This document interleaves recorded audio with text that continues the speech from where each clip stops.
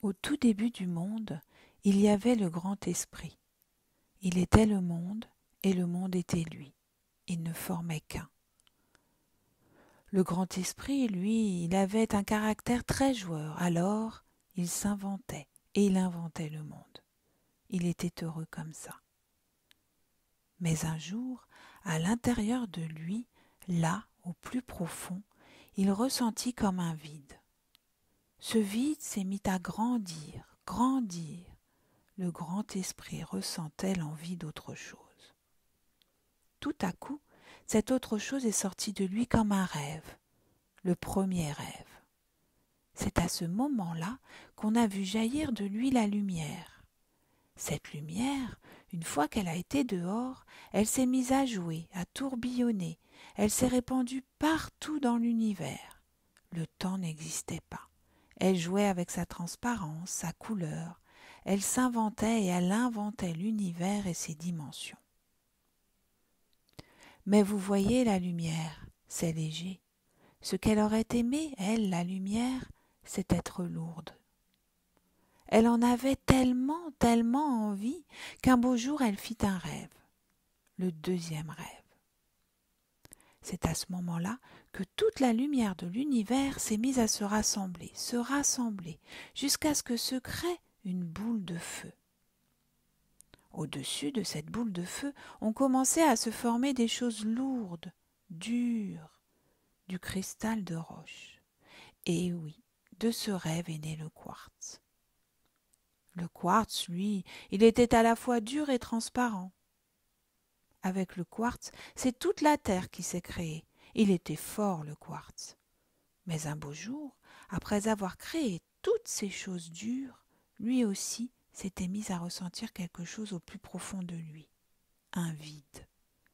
Il aurait tellement, tellement aimé ressentir la fragilité. C'est à ce moment-là qu'il fit un rêve, le troisième rêve.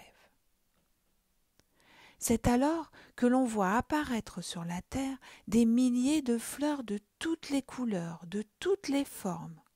Elles se sont organisées, certaines vivaient seules et d'autres en groupe. Il y en avait certaines qui regardaient en l'air et d'autres vers le sol.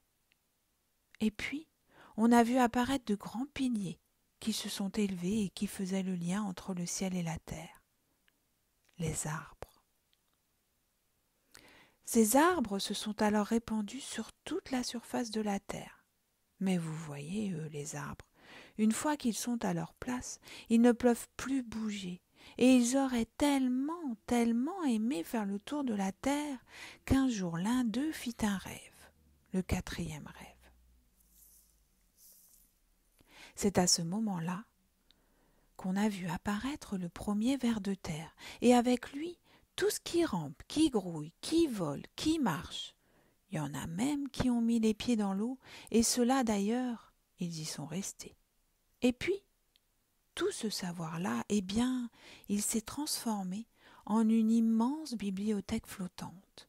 La baleine, la grosse baleine, celle qui va du nord au sud et du sud au nord. Un jour, pendant que la baleine faisait la sieste, elle fit un rêve, le cinquième rêve. Vous savez ce que c'est ?